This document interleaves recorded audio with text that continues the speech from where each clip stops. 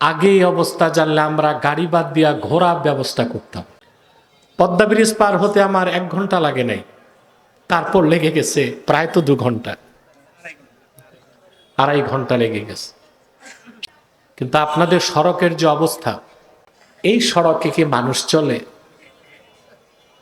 এত বিশ্রী, উদ্ভট, খারাপ সড়ক বাংলাদেশে আর অন্য কোনো জেলায় আছে কিনা আমি জানি না। মায়ের পেটে আসার আগে আমরা ছিলাম মৃত, মায়ের পেট থেকে জীবিত, আবার মৃত্যুর স্বাদ গ্রহণ করি। 4টা কাজের 3টাই তো আল্লাহ চোখে দেখায় দিলেন, মৃত্যুর পর আবার তিনি জীবন দিবেন, সেটা তার পক্ষে সম্ভব কিনা বলেন? আল্লাহ তাআলা কথাগুলোকে আরো পরিষ্কার করে দিয়েছেন সূরা মুমিনুনে। আমরা মৃত ছিলাম, মৃত থেকে তিনি জিন্দা করছেন। আল্লাহ রাব্বুল আলামিন বলেন, ওয়ালাকাদ খালাকনাল ইনসানা মিন সুলালাতিন মিন তিন, আমি মানুষকে সৃষ্টি করেছি মাটির সারনির্যাস থেকে। আরবিতে ভিজা মাটিকে বলে তিন। কি বলে? ভিজা মাটি, আর্দ্র মাটি, এটাকে বলা হয় তিন। আল্লাহ বলেন আমি ভিজা মাটির সার নির্যাস থেকে মানুষকে তৈরি করছি। 1 ফোঁটা বীর্যের আকারে তাকে তার মায়ের সুরক্ষিত রেহেমে স্থাপন করছি। সুবহানাল্লাহ। আপনার অস্তিত্ব ছিল 1 ফোঁটা। কি ছিল? কথা বলেন। ঘুম আসতেছে? কে কে ঘুমান হাত উঠান একটু দেখি। আলহামদুলিল্লাহ, সবাই কনসান্স, হুশ জ্ঞান ঠিক আছে। আলহামদুলিল্লাহ। আল্লাহ কি সুযোগ দিয়েছে দেখছেন না? আজকে বৃষ্টি বাদল নাই, আবার ঠান্ডা বাতাস আছে, খুব আরামদায়ক পরিবেশ আল্লাহ আমাদের ভিক্ষা দিয়েছেন। আবারও যে ভাইরা দাঁড়িয়ে আছেন আল্লাহর রাস্তায় বসে যান। আমাদের মাহফিলগুলোতে হিন্দুরা আসে, অমুসলিমরা আসে, ওরা বসতে লজ্জা পায়, আমরা বসতে বলি না, যেমনি আছে থাক। ওই রকম অমুসলিম হিন্দু ছাড়া মুসলমান যারা আছেন আল্লাহর রাস্তায় বসেন। এর চেয়ে কঠিন কথা তো আর আমার কাছে নাই। এরপর যদি কেউ না বসে বুঝতে হবে সে বয়রা, নয় তার চামড়া গন্ডারের মতো মোটা। আল্লাহ পাক বলেন আমি মাটির সারনির্যাস থেকে মানুষকে তৈরি করছি, 1 ফোঁটা বীর্যের আকারে তার মায়ের সুরক্ষিত রেহেমে স্থাপন করছি। সুবহানাল্লাহ। এখানে যে লোকটার বয়স 40 বছর, যার বয়স 50, 41 বছর আগে সে কি ছিল? জোরে বলতে হবে। কিছুই না। অস্তিত্ব ছিল? বীর্যও ছিল না, কিছুই ছিল না। তার অস্তিত্ব ছিল মৃত মাটিতে, ঠিক কিনা? সূরা দাহরে আল্লাহ রাব্বুল আলামিন বলেন হাল আতা আলাল ইনসানি হিনুম মিনাদ দাহরে লাম ইয়াকুন শাইআম মাযকুরা। মানুষের জীবনে এমন একটা মুহূর্ত কি আসে নাই যখন সে উল্লেখযোগ্য কিছুই ছিল না, তার দেহ ছিল না, অস্তিত্ব ছিল না, নাম ছিল না, চৌধুরী পাটোয়ারি ভুইয়া এইরকম কোনো পরিচয় ছিল না, কিচ্ছু ছিল না। আল্লাহ বলেন সে কিছুই না থেকে আমি মানুষটাকে তৈরি করেছি তার পিতার এবং মাতার বীর্যের মিশ্রণ থেকে। বলেন সুবহানাল্লাহ। কিছুই না থেকে তিনি বানালেন। হঠাৎ আবার বানান নাই, কিভাবে বানিয়েছেন তা তিনি বলেন। তিনি বলেন ওয়ালাকাদ খালাকনাল ইনসানা মিন সুলালাতিন মিন তিন, আমি মানুষকে সৃষ্টি করেছি মাটির সারনির্যাস থেকে। সুম্মা জাআলনাহু নুতফাতান ফি করারিম মাকিন, তাকে আমি প্রতিস্থাপন করেছি তার মায়ের সুরক্ষিত রেহেমে। বলেন সুবহানাল্লাহ। সুম্মা খালাকনান নুতফাতা আলাকা, অতঃপরে বীর্যকে আমি পরিণত করি রক্তপিণ্ডে। সুবহানাল্লাহ। সুম্মা খালাকনাল আলাকাতা মুদগা, এই রক্তপিণ্ডকে আবার আমি পরিণত করি গোশতপিণ্ডে। সুম্মা খালাকনাল মুদগাতা ইযামা, এই গোশতপিণ্ডকে আবার পরিণত করি হাড্ডিতে। ফাকাসাউনাল ইযামা লাহমা, আবার হাড় হাড্ডির স্ট্রাকচারের উপর আমি আল্লাহ মসৃণ মোলায়েম গোশত লাগাই দেই।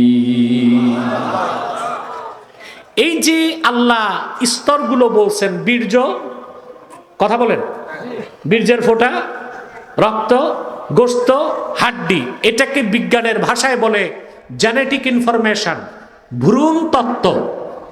কি বলা হয়? এখানে জুলজি, প্রাণী বিজ্ঞান পড়ছেন এমন কেউ আছেন ছাত্র? একজন। আর কে?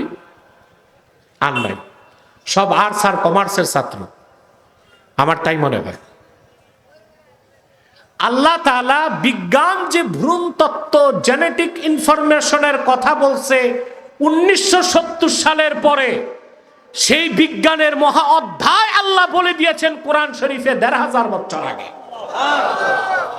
তা আগে বিজ্ঞান না আগে কোরআন? আগে বিজ্ঞান না আগে কোরআন? বিজ্ঞান এগুলো পাইছে 1970 সালের পরে। আল্লাহ তাআলা যে স্তরগুলো বলছেন, বীর্য কিছুই না, তার থেকে বীর্য, তারপর গোশত, তারপর রক্ত, তারপর গোশত, তারপর হাড্ডি, এসব হচ্ছে ভ্রূণ তত্ত্ব, জেনেটিক ইনফরমেশন।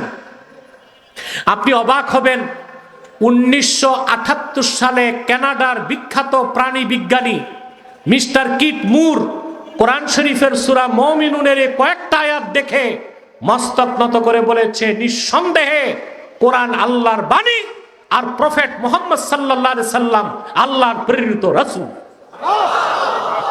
কে বলছেন? মিস্টার কিট মুর।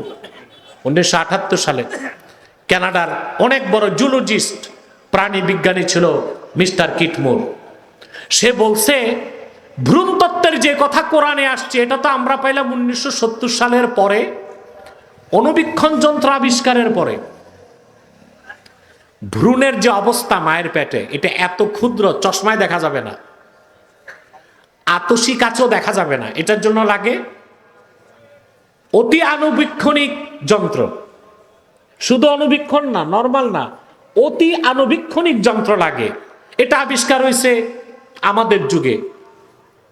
তো ভ্রূণ তত্ত্বের কথা মুহাম্মদ সাল্লাল্লাহু আলাইহি ওয়াসাল্লাম কিভাবে বললেন, কোরআনে আসলো কেমন করে? নিশ্চয়ই ওনাকে আল্লাহ জানাই দিয়েছে। যদিও বা মিস্টার কিট মুর প্রকাশ্যে মুসলমান হয় নাই। আজ আমাদের দেশে যারা 2 পাতা বিজ্ঞান পড়ে, ওরাই কিন্তু নাস্তিক হয়। কারা নাস্তিক হয়? 2 পাতা বিজ্ঞান পড়ে, না কোরআন জানে না বিজ্ঞান জানে, 2 পাতা বিজ্ঞান পড়ে ইসলামকে অস্বীকার করে, নাস্তিক হয়, ব্লগার হয়। আর পৃথিবীতে যারা বিজ্ঞানের মহা অধ্যায়কে চর্চা করে, তারা আল্লাহর কোরআনের সামনে মস্তক নত করে শ্রদ্ধায় অবনত মস্তকে স্বীকার করে নেয়, কোরআন হচ্ছে টপ মোস্ট মিরাকল, এটা সর্বোচ্চ অলৌকিক বিষয় বলেন সুবহানাল্লাহ। নাস্তিক হয় কারা? 2 পাতা বিজ্ঞান পড়ে। আমরা না কোরআন শিখলাম না বিজ্ঞান শিখলাম, ঠিক কিনা? সেজন্য আমরা বলে থাকি, আমাদের শিক্ষা ব্যবস্থাকে ইসলামাইজেশন, ইসলামীকরণ করতে হবে। তখন আর দেশে দুর্নীতি থাকবে না। এখন আমরা ভালো অফিসার পাই, ভালো মানুষ পাই, কথা বলেন, অফিসার ভালো, খুব যোগ্য, কিন্তু পাক্কা ঘুষখোর। তার কারণ ও তো আখিরাত বিশ্বাস করে না, কবরে হিসাব নিকাশ তা বিশ্বাস করে না, ঘুষ খায়। শিক্ষা ব্যবস্থার ইসলামাইজেশনের অর্থ কি? সবাই মাওলানা হবে, আলেম হবে, হাফেজ হবে, কারি হবে না, সবাই কোরআনের মৌলিক শিক্ষাটা বুকে লালন করবে, ঠিক না? যদি আমার দেশে প্রাইমারি থেকে বিশ্ববিদ্যালয় পর্যন্ত প্রতিটা স্তরে কোরআন সুন্নাহর মৌলিক শিক্ষাকে বাধ্যতামূলক করা হতো, আমরা পেতাম যোগ্য ম্যাজিস্ট্রেট, যোগ্য উকিল, যোগ্য ডিসি, যোগ্য সচিব, যোগ্য মন্ত্রী, তারা একদিকে হতো যোগ্য অফিসার, আরেকদিকে প্রত্যেকেই হতো চরিত্রবান আল্লাহওয়ালা বুজুর্গ মানুষ। কিন্তু এখন তা কি পাচ্ছি? কথা বলে না কেন পাচ্ছি না? আমাদের শিক্ষা ব্যবস্থায় যথেষ্ট ত্রুটি আছে। তবে শিক্ষা ব্যবস্থাকে কিভাবে ইসলামীকরণ করা যায়, বর্তমান সরকারে কিছু মানুষ আছে চিন্তা করতেছে। আমি কৃতজ্ঞতা জানাই আপনাদের সংসদ সদস্যকে, মিয়া নুরুদ্দিন আহমদ অপুকে। তিনি আমার কাছে আব্বাসী মঞ্জিলে গিয়েছিলেন নির্বাচনের আগে, ইসলামী শিক্ষা নিয়ে একটা প্রোগ্রাম করেছিলেন দাওয়াত দেবার জন্য। আমাকে অনেক সময় দিয়েছেন, তার ইচ্ছাটাকে প্রকাশ করেছেন, আমি সহযোগিতা করব বলে আশ্বাস দিয়েছি। স্টেজে ওঠার আগে কথা বলেছেন আমার সাথে, হয়তোবা কোনো ব্যস্ততায় আসতে পারেন নাই। আমরা তার জন্য দোয়া করি, আল্লাহ তাকে যে অবস্থানে নিয়েছেন যেন দ্বীনের পক্ষে মৃত্যু পর্যন্ত কাজ করে যেতে পারে। বলেন আল্লাহুম্মা আমিন। সম্মানিত সুধী, তাহলে আল্লাহ তাআলা কি বললেন?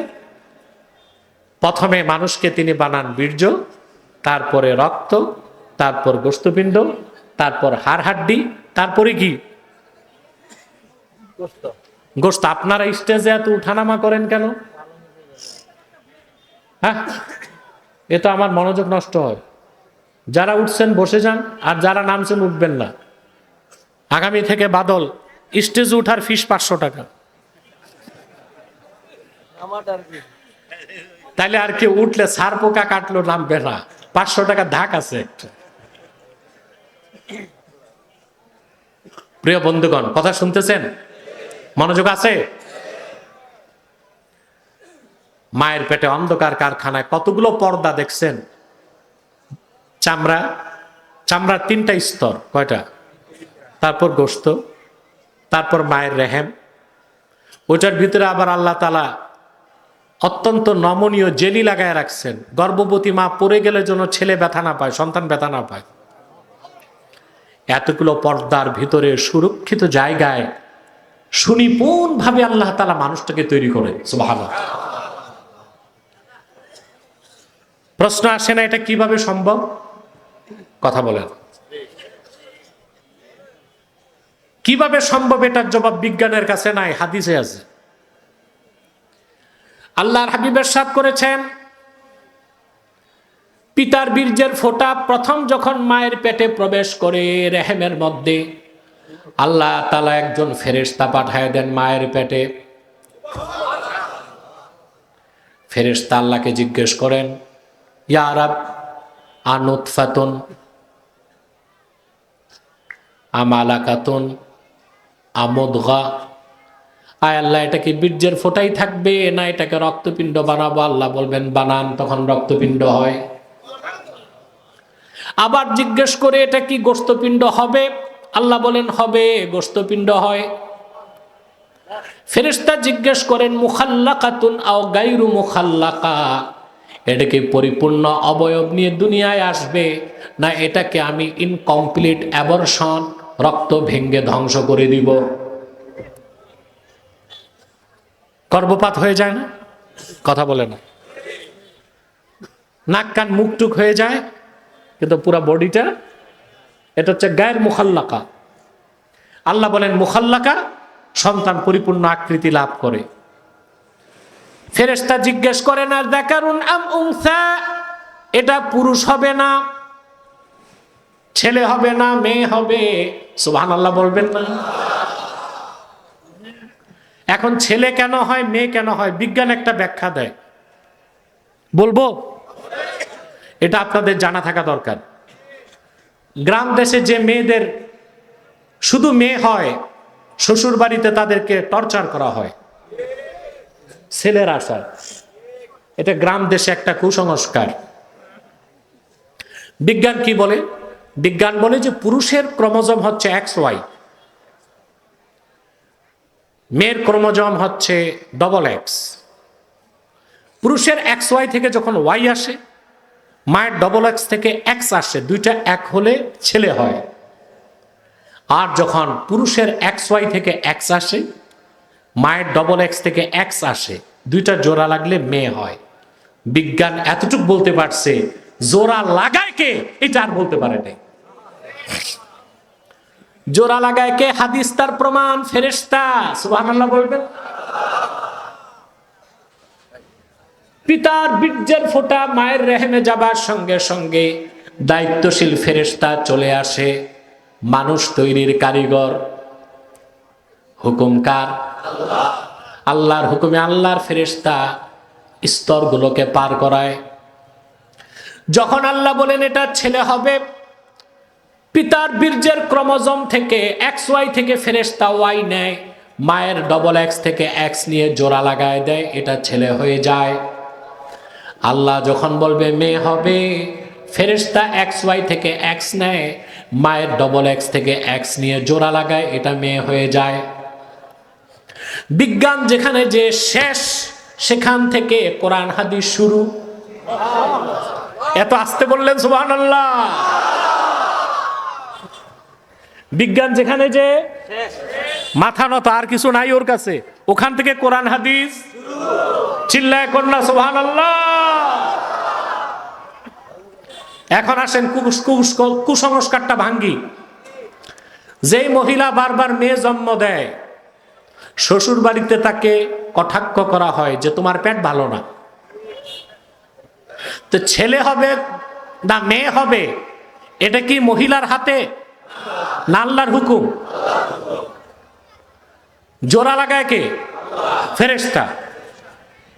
XY ছেলে হবে না মেয়ে হবে, পুঁজি কি মার কাছে না বাবার কাছে? তো মহিলা তো কোনো দিক দিয়েই দায়ী না। কথা বলে না, মহিলা দায়ী হয়? দায়ী হয় না। তো মা বোনদের শিখাই দিলাম, যদি স্বামী বাড়িতে কটাক্ষ করে বলে তোমার পেট ভালো না, তো তুমি বলবা তোমার জাত ভালো না। কারণ ছেলে হবে না মেয়ে হবে, এটা তো আমার হাতে না। কার কাছে? আল্লাহ তো এটা তোমার কাছে রাখছেন। XY তোমার ক্রোমোজোম, আমার হচ্ছে ডবল এক্স, ঠিক কি না? হুকুম কার? কারিগর ফেরেশতা। সুবহানাল্লাহ। আল্লাহ রাব্বুল আলামিন বলেন, নির্ধারিত সময়ে যে মানুষটা ছিল কিছুই না থেকে কিছু, তারপরে আরো কিছু, তারপর আরো কিছু, 9 মাস পর সব কিছু দিয়া আমি আল্লাহ অস্তিত্বহীনতারে মানুষের অস্তিত্ব দিয়া দুনিয়ায় পাঠায় দিলাম। সেটা আল্লাহ বলেছেন, কুনতুম আমওয়াতান ফাআহইয়াকুম, তোমরা ছিলে মৃত, আল্লাহ জিন্দা করছেন। মৃত ছিলাম, বীর্য জীবিত না মৃত? জোরে। রক্তপিণ্ড জোরে। গোশতপিণ্ড নির্ধারিত সময়ে রুহু আসে, তখন জীবিত। এই মৃতকে জীবিত করেন কে? আল্লাহ পাক বলেন, সুম্মা ইউমিতুকুম, সে আল্লাহ আবার তোমাদেরকে চোখের সামনে মৃত্যু দেন। দেন কিনা? সুবহানাল্লাহ। মৃত্যু দেখেন না? 4টা বিষয়ের 3টাই আল্লাহ চোখে দেখান। ছিলাম মৃত, তিনি জীবন দেন, আবার তিনি মৃত্যু দেন। 3টা যিনি পারেন, 4র্থটা মৃত্যুর পর আবার জিন্দা করতে তিনি পারবেন কিনা? সম্ভব? শুধু সম্ভব না, চিরসত্য। অবশ্যই তিনি আমাদের জিন্দা করবেন এবং তার সামনে উপস্থিত করবেন। মনে রাখবেন মুসলমান, আল্লাহ তাআলা জীবনের কথা বলেছেন, তারপরে মৃত্যুর কথা বলেছেন, কারণ মৃত্যুটাও আল্লাহ রাব্বুল আলামিনের একটা সৃষ্টি। আল্লাহ পাক বলেন, খালাকাল মাউতা ওয়াল হায়াতা লিয়াবলুয়াকুম আইয়ুকুম আহসানু আমালা। তিনি মৃত্যুকে এবং জীবনকে সৃষ্টি করেছেন যাচাই করার জন্যে, কর্মের দিক দিয়া তোমাদের মধ্যে কে অধিক সৎকর্মশীল। বলেন সুবহানাল্লাহ। কথাগুলো বুঝতেছেন? আবার তিনি আমাদের মৃত্যু দেন, আমরা কবরে চলে যাই। হাসর ময়দানে সুম্মা ইউহয়িকুম, আবার তিনি তোমাদের জিন্দা করবেন। কেন জিন্দা করবেন? পশু পাখির মতো তিনি আমাদেরকে পৃথিবীতে ভোগবিলাসের জন্য বানান নাই। আমরা হচ্ছে আল্লাহ তাআলার সিলেক্টেড ক্রিয়েশন, নির্বাচিত সৃষ্টি। তিনি আমাদের সৃষ্টি করেছেন এই জমিনে তার প্রতিনিধিত্বের জন্যে, তার হুকুম মানার জন্যে, তার ইবাদতের জন্যে। সেই জন্য এখানে জবাবদিহিতার প্রশ্ন আছে। আমাদেরকে আল্লাহ উপস্থিত করবেন তার সামনে এবং কর্মের হিসাব নিবেন। সৎ কর্মের বিনিময়ে জান্নাত দিবেন, অসৎ কর্মের বিনিময়ে জাহান্নাম দিবেন। ঠিক কিনা বলেন? আল্লাহর কাছে ফিরতে হবে, না ফিরে উপায় আছে? আল্লাহ রাব্বুল আলামিন বলেন, আফা হাসিবতুম আন্নামা খালাকনাকুম আবাসান ওয়া আন্নাকুম ইলাইনা লা তুরজাউন। নাস্তিকেরা, পরকালে অবিশ্বাসীরা, তোমরা কি ধারণা করেছ আমি তোমাদের অনর্থক সৃষ্টি করেছি আর আমার কাছে ফিরতে হবে না? ফিরতে হবে কিনা বলেন? জোরে বলেন। কবর থেকে আমরা উঠব, আল্লাহর কাছে উপস্থিত হব। কবর কি বিশ্বাস করেন? কবরকে অস্বীকারী, কবরে শাস্তি আছে, সুখ আছে, আযাব আছে।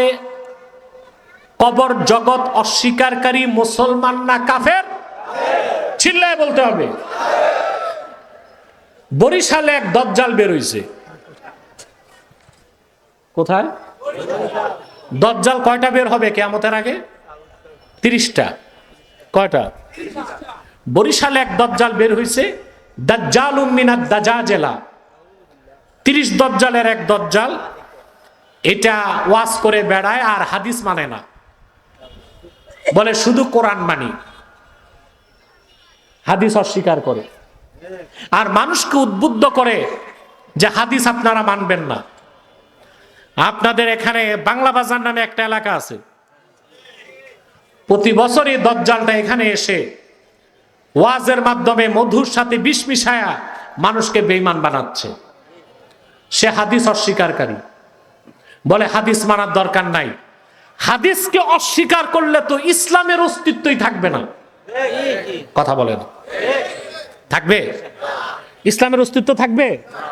আমি একটু দৃষ্টান্ত দিয়া বুঝাই। বাংলা বাজার কত দূর? তো দজ্জাল কাছে চলে আসছে।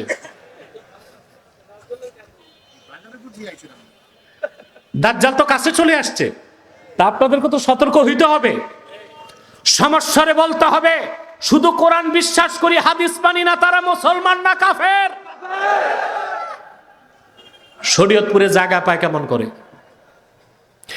এগুলোকে পাওয়া মাত্রই গরু চোরকে কি করেন? হ্যাঁ, কিছুটা ধোলাই দিয়া পুলিশের হাতে দিবেন। রাসূলুল্লাহর হাদিস অস্বীকারী মুসলমান হতে পারে না। এই দলের যে নেতা সারা পৃথিবীতে নেতৃত্ব দেয়, তার নাম ডক্টর তাজ হাশমি। 2022 সালে আমার সাথে ডিবেটে সে পরাজিত হয়েছে। এই দলের বাংলাদেশে যে নেতৃত্ব দেয়, ওই খিনজিরটার নাম হচ্ছে আবু সাইদ খান। দেখছিলেন না, একটা কুত্তার গোশত দেওয়ার চেষ্টা হয়েছে, দেখছিলেন? ওই খিনজিরটার নাম আবু সাইদ খান। সেও ডিবেটে গেছে, 21 মিনিটের মাথায় মস্তক নত করে পালায় গেছে। ওই দুই খিনজিরের টাকায় এই বরিশালে আরেক খিনজির হয়েছে। এটা হাদিস অস্বীকার করে, বলে কবর আযাব বলতে কিচ্ছু নাই, এগুলো মিথ্যা কথা। অথচ কবর আযাবের কথা কোরআন শরীফে আছে, সরাসরি আছে। সূরা ইব্রাহিমের 27 নম্বর আয়াতে আল্লাহ তাআলা বলেছেন, ইউসাব্বিতুল্লাহুল্লাযীনা আমানু বিল কওলিস সাবিতি ফিল হায়াতিদ দুনিয়া ওয়া ফিল আখিরাহ। যারা ঈমান এনেছে তাদেরকে সুস্পষ্ট বক্তব্য ঈমানের মূল কথার উপর আল্লাহ তাআলা প্রতিষ্ঠিত রাখেন, দুনিয়াতে আখিরাতে। আখিরাত মানে কবরে, সুয়াল জবাবের মাধ্যমে। মিন ক্বাবলিকুম, আমি তোমাদের উপর রোজাকে ফরজ করেছি, সিয়ামকে ফরজ করেছি, যেভাবে ফরজ করেছিলাম পূর্বের জাতিদের উপর। এখানে আল্লাহ সম শব্দ উল্লেখ করলেন। এখানে সম শব্দের অর্থ হচ্ছে সারাদিন পানাহার থেকে বিরত থাকা। আবার আরেক জায়গায় মরিয়মের ঘটনায় আল্লাহ বলেন, মরিয়ম কার নাম? ঈসা নবীর মার নাম, ঠিক কিনা? ঈসা নবীর নানা ছিল দাদা? কথা বলেন। বাবাই তো ছিল না, তো দাদা হয় কেমনে? দাদা হয়? কথা বলে না। দাদা হয়? ঈসা নবীর মা ছিল, বাবা ছিল না। এই যে তিনি পিতার সংস্পর্শ ছাড়া পৃথিবীতে আসছেন, এটা একটা আশ্চর্য বিষয় না? কথা বলে না। এখন ঈসা নবীকে দেখলে ওরা বলবে না তোমার স্বামী নেই, বাচ্চা কেমনে হয়েছে? হ্যাঁ, তা আল্লাহ ফেরেশতার মাধ্যমে শিখাই দিয়েছেন। মারিয়াম তুমি বলো ইন্নী নাযারতু লিররহমানি সাওমান ফালান উকাল্লিমাল ইয়াওমা ইনসিয়া। আমি রহমানের নামে মান্নত করেছি, আমি কোনো মানুষের সঙ্গে কথা বলবো না। তা পানাহার থেকে বিরত থাকাকে আল্লাহ সিয়াম বলছেন, সওম। চুপ থাকাকে কি বলছেন? এখন যে শয়তান, ভণ্ড, লম্পট, দাজ্জালের অনুসারীরা বলবে আমরা শুধু কোরআন মানি, হাদিস মানি না, তারা তো এখানে ধোঁকাবাজির সুযোগ আছে। বলবে সওমের তো দুই অর্থ, পানাহার না করাও সওম, চুপ থাকাও সওম। আমি দ্বিতীয় অর্থটা নিলাম, অর্থাৎ রোজার দিন 3 বেলা ভালো মতো খাবো, শুধু চুপ থাকবো। তাহলে আর কি সওম থাকে? তাহলে হাদিস অস্বীকার করলে ইসলামের অস্তিত্ব থাকে না। অতএব আহলে কোরআন দাবিদার যারা, নিঃসন্দেহে তারা কাফের। কারণ শুধু কোরআন মানলে মুসলমান হওয়া যায় না, কোরআনের ব্যাখ্যা, রাসূলুল্লাহর হাদিসকেও মনে প্রাণে বিশ্বাস করতে হবে। বুঝছে? আল্লাহ কবুল করুক। প্রিয় ভাইগণ, যে কথা বলছিলাম, আল্লাহ তাআলা আমাদেরকে কবর থেকে উঠাবেন কিনা? তারপর হিসাব দিতে হবে কিনা? কথা বলে না। সব কিছুর হিসাব কে নিবেন? এই দুনিয়ায় মানুষ কবর থেকে আল্লাহ তাআলা কিভাবে উঠাবেন সেটাও তাফসীর হোসাইনিতে এসেছে। দ্বিতীয়বার হযরত মিকাইল সিংহায় ফুৎকার দেবার পরে কামা জিবরিল আলা সাখরাতি বাইতুল মুকাদ্দাস, বাইতুল মুকাদ্দাসের সাখরা, বড় পাথরের উপর জিবরিল দাঁড়াবেন। পৃথিবীতে তখন কোনো মানুষ থাকবে না। হযরত জিবরিল আল্লাহর পক্ষ থেকে ডাক দিয়ে বলবেন, ইয়া আইয়াতুহাল লুহুমুল মুতামাজ্জাকা ওয়াল ইজামুল মুতাফাররাকা হালুম্মু ইলা আরশির রহমান। ও পৃথিবীর মাটির সঙ্গে মিশে যাওয়া গোশতগুলো আর হাড় হাড্ডিগুলো, মাটির সাথে চূর্ণ বিচূর্ণ হয়ে যাওয়া হাড় হাড্ডিগুলো, কবর থেকে উঠো, রহমান ডেকেছেন, তোমরা তোমাদের মালিকের সামনে উপস্থিত হয়ে যাও। হযরত জিবরিলের এই ঘোষণার সঙ্গে সঙ্গে সমস্ত কবরগুলো থেকে মানুষগুলো দাঁড়ায় যাবে, কারো শরীরে পোশাক থাকবে না, নতমস্তকে উলঙ্গ অবস্থায় হাসর ময়দানে মিজানের পাল্লার দিকে এগিয়ে যাবে। আমার ভাইরা, আল্লাহ পাক বলেন আল্লাহ তাআলা সবাইকে ফিরিয়ে নেবেন আখিরাতে তার সামনে, সেখানে হিসাব নিকাশ হবে কিনা? সবকিছুর হিসাব। দুনিয়াতে সবকিছুর হিসাব হয়? কথা বলে না। দুর্নীতি দমন করতে দুদক আছে না? সব দুর্নীতি ধরতে পারে? কথা বলেন। আগে দুর্নীতি ছিল? কথা বলেন। মাঝখানে যে ইন্টারিম গভর্নমেন্ট ছিল তখন কি দুর্নীতি ছিল? এখন যে নতুন সরকার আসছে দুর্নীতি আছে? আরে ভাই, পুরাটা পচে গেছে। এই ঘাস হারাইতে টাইম লাগবে। কি লাগবে? অনেক টাইম লাগবে। সিস্টেমকে বদলাতে হবে, সেটআপ বদলালে হবে না। আখেরাতে বিশ্বাসী, তাকওয়া ভিত্তিক জীবন যাপন করে এই রকম কর্মকর্তা, সচিব, আমলা ছাড়া দেশকে দুর্নীতিমুক্ত করা সম্ভব হবে না। হবে? সবচেয়ে বেশি দুর্নীতি হয় সচিবালয়ে। কোথায় হয়? কেন হয়? দুইটা কারণ। শুধু সচিবদের দোষ দিলে হবে না। একজন সচিব, পূর্ণ সচিবের বেতন স্কেল হচ্ছে ৭৮,০০০ টাকা। কত টাকা? আনুষঙ্গিক খরচ মিলে ১ লাখ টাকা। চিন্তা করেন, একজন সচিব যার পড়তে পড়তে চুল পাকছে, মাস্টার্স, অনার্স, তারপর রাত দিন জেগে বিসিএস ক্যাডার, তারপর চাকরি নিয়েছে বাবার ১ বিঘা জায়গা বিক্রি করে, TNO, ENO, ADM, ADC, DC, তা উপসচিব, তারপর সচিব, তারপর যদি তার বেতন হয় ১ লাখ টাকা, চাকরি নীতি তো জায়গা বিক্রি করতে হয়েছে ৩০ লাখ টাকা, এই বেতনে পোষাবে? তখন ঘুষ খাবি কিনা? কথা বলেন। এর জন্য আমার দৃষ্টিতে একজন সচিবের বেতন হওয়া উচিত 10 লক্ষ টাকা মাসে।